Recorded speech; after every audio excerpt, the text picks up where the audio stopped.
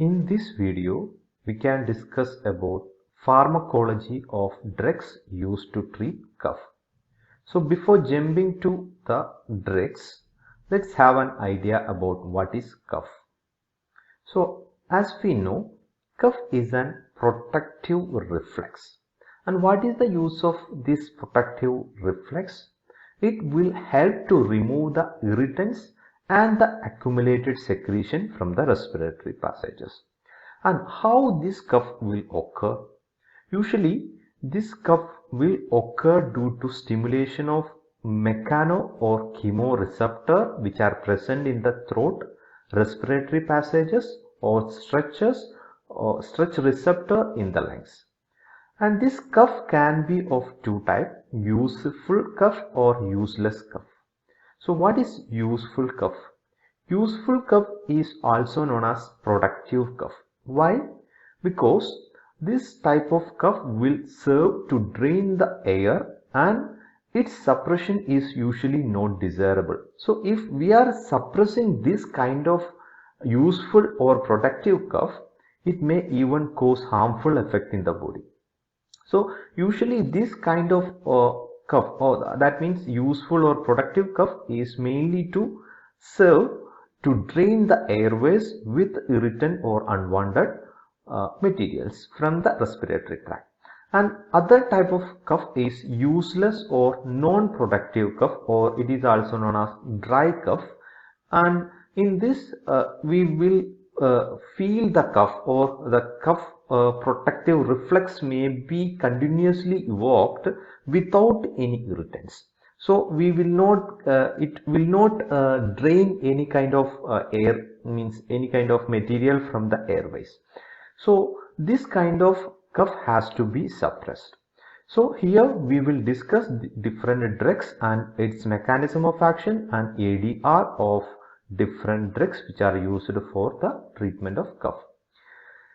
Drugs which are used for the cough is mainly classified into pharyngeal demulcents, expectorant or mucokinetics, antitussives or cough center suppressants, and adjuvant antitussives like bronchodilators.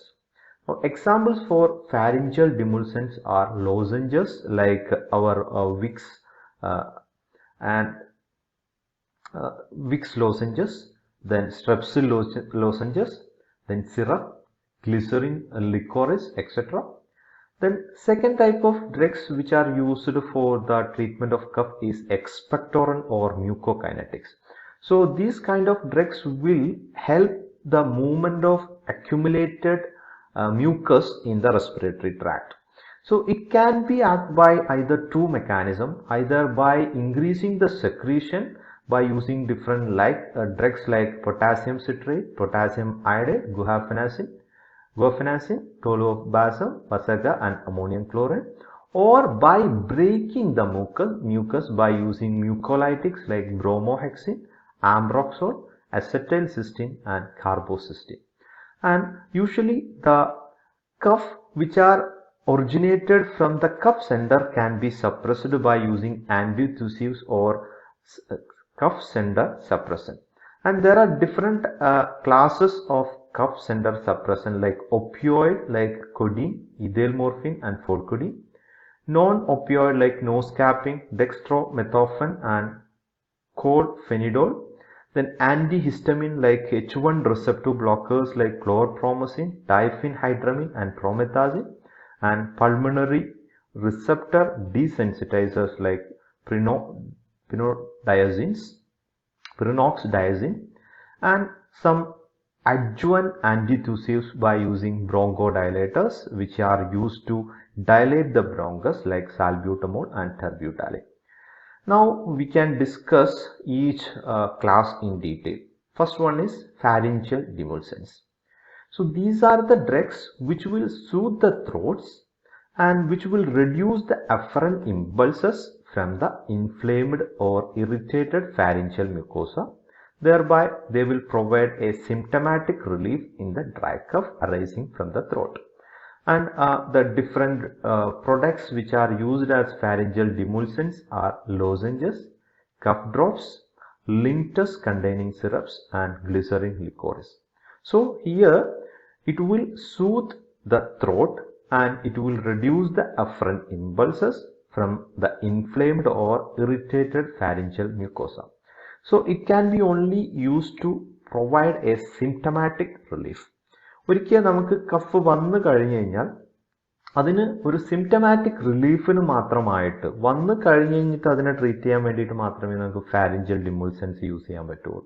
അതിനെ further ആയിട്ട് വരാതിരിക്കാൻ വേണ്ടി നമുക്ക് use ചെയ്യാൻ പറ്റില്ല എന്നുള്ളതാണ്. Okay, now second class of drug is expectorant or mucokinetics. So there is two terms which is usually getting confused. Term is expectorant and mucolytics. So expectorants are the drugs which are used for the treatment of coughs and which will act by increasing the volume of bronchial secretion. So what will happen if there is an increasing the volume of secretion? It will reduce the viscosity of sputum which are present in the respiratory tract. Hence, the cough become less tiring and productive, which will facilitate its removal by coughing. So, expectorants are the agent which will increases the volume of bronchial secretion. Now, second class of expectorant or mucokinetic drugs are mucolytics. From the word itself, we can understand mucolytics are the drugs which will break the thick tenacious sputum so that sputum will be easily out with less effort. So that is the two terms which are usually getting confused, expectorant and mucolytics. Expectorant will increases the volume of bronchial secretion and mucolytic will break the thick tenacious sputum. Now, example for bronchial secretion enhancer is one important drug is sodium and potassium citrate. Usually these drugs will increases the bronchial secretion by their salt action due to the presence of sodium or potassium, and this potassium iodide is secreted by bronchial glands and which can be irritate the airway mucosa. But there is one adverse drug reaction for this sodium and potassium citrate, because this sodium and potassium citrate, while using for a prolonged time, it can affect the thyroid function and it may produce iodism, and so it is not used nowadays. So that is the first drug in the bronchial secretion enhancer, sodium and potassium citrate. They will increase the secretion by salt action and thereby it will irritate the air mucosa, but it is not used nowadays due to its effect in the thyroid function. Now, second class or second example from the classification of bronchial secretion enhancer is guaifenesin, Vasaga and Tolu of Basem. All these are products which are obtained from the plant and which are supposed to enhance the bronchial secretion as well as the mucociliary function while being secreted by tracheobronchial glands. And another important example for bronchial secretion enhancer is ammonium salt. Due to its nauseating reflex, it will increases the bronchial secretion, thereby it will reduces the viscosity of sputum and it will make the cough more easy. Now, second classification in the mucokinetic is mucolytics. They will act by breaking the thick sputum, and important examples are bromhexane and ambroxol. There are different brands which are available with this ingredient like Ambrodilase, etc. Bromoxin is a derivative of alkaloid vesicin which is obtained from a plant Vasaga. Its scientific name is Adathoda vasaga, which is a potent mucolytic and mucokinetics which is capable of thinning the copious bronchial secretion, as well as ambroxol. It's a metabolites of bromhexine having same action. They will thin the copious bronchial secretion. Now, how this bromhexine and ambrodil will act on the thick sputum? This bromhexine and ambroxol will depolymerize the mucopolysaccharide directly as well as by liberating lysosome enzyme. So by liberating the lysosome enzyme, this will break the network of fibers in the tenuous sputum. So this is particularly useful if the mucus plugs are present in the respiratory tract. So this is act by depolymerizing the mucopolysaccharide either directly or by liberating the lysosome enzyme. Now there are some adverse drug reaction for this bromhexine and ambroxol: rhinorrhea and lacrimation, nausea, gastric irritation and hypersensitivity. Now coming to another mucolytic drug, that is acetylcysteine. This will break the mucus or thick mucus by opening the disulfide bond in the mucoprotein present in the sputum. So it will make it less viscid, but the disadvantage is it has to be administered directly into the respiratory tract. We cannot give as an oral product or oral dosage form. We have to administer this acetylcysteine directly into the respiratory tract by inhalation or by another method. Now another example for mucolytic agent is carbocysteine. This will act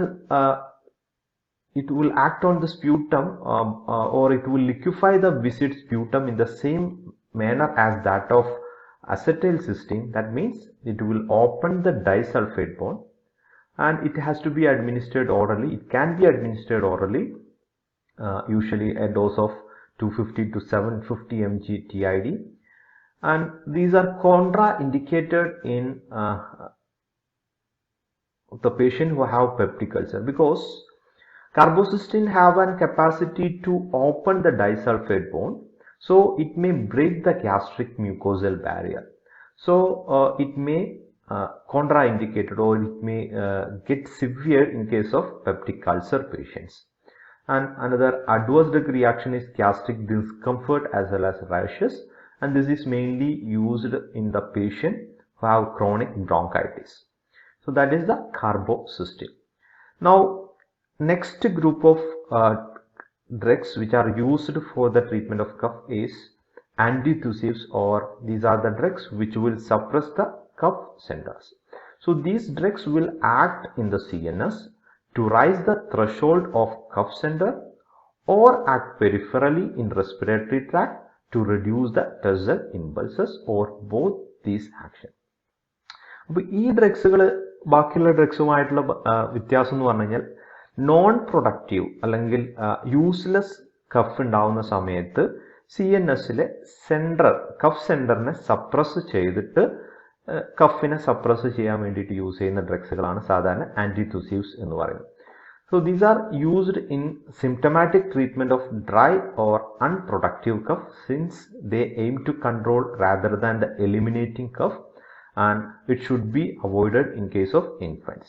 Now what is the mechanism of action of antitussives? They will inhibit the cough reflex by suppressing the cough center in the CNS or brain. So that is the mechanism of antitussives.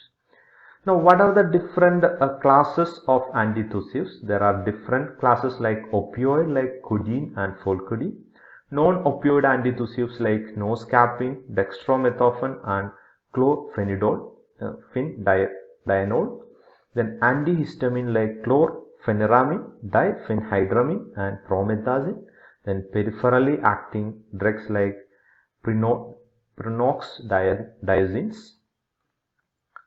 Now let's see codeine. What is codeine? This is an opioid alkaloid which have a qualitative action similar to and less potent than the morphine, and these are more selective for the cough. So we had mentioned about the opioid analgesics. Codeine are some drugs which come under that group, but these are less potent in their analgesic action, and these are more selective for the cough center. Now this is mainly used as an antitussive which will suppress the cough for 6 hours. Now, how the codeine will act on cough center? They will act through an opioid receptor in the brain. So even we can block the antitussive action by using naloxone, which is an antagonist for the opioid receptor.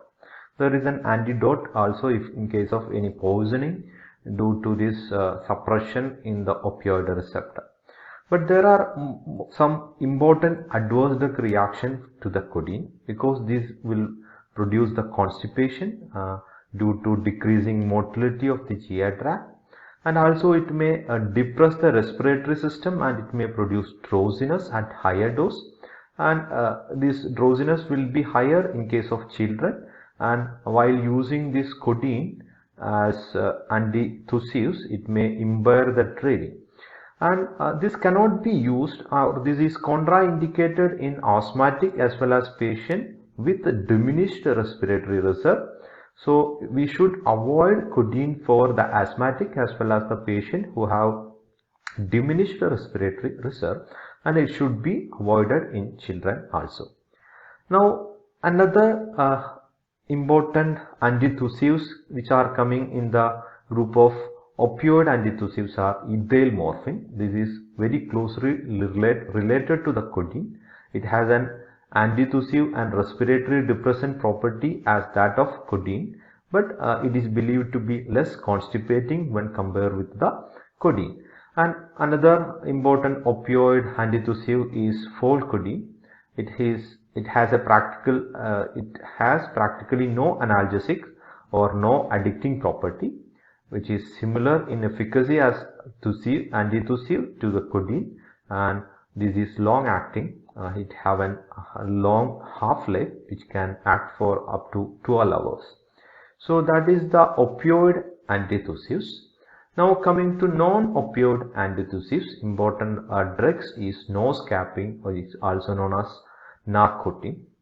This is a non-opioid equipotent antitussive as that of codeine, which is usually used in the spasmodic cough, and the mechanism of action is it will depress the cough but has no narcotic, analgesic or dependence inducing properties. So it will act on the same receptor, opioid receptor, but these are non-opioids.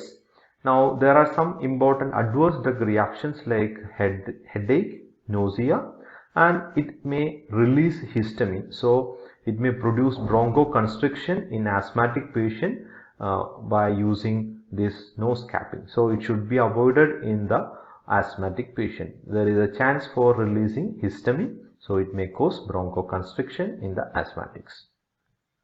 Now another important drug is dextromethorphan.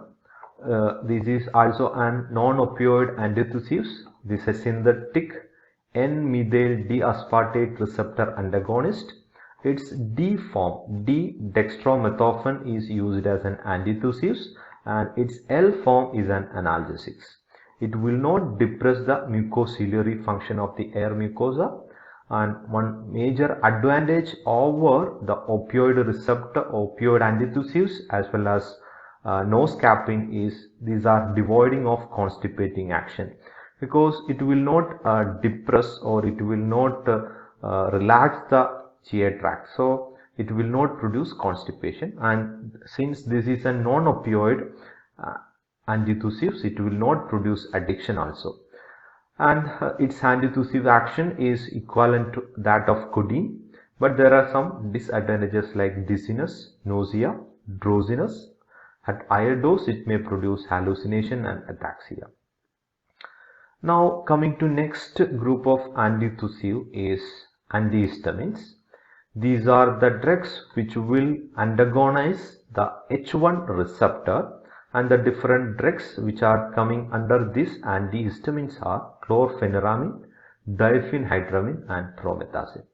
Now this will relieve the cough due to its sedative as well as anticholinergic action, but they lack the selectivity for the cough center, and there is no expectorant property, may even reduce the secretion by its anticholinergic action, and they have been specially promoted for the cough in respiratory allergic states through their though they lack the efficacy in the asthma is legendary. So antihistamines എന്ന് പറയുന്നത് ഒരു anti allergic drug ആണ്.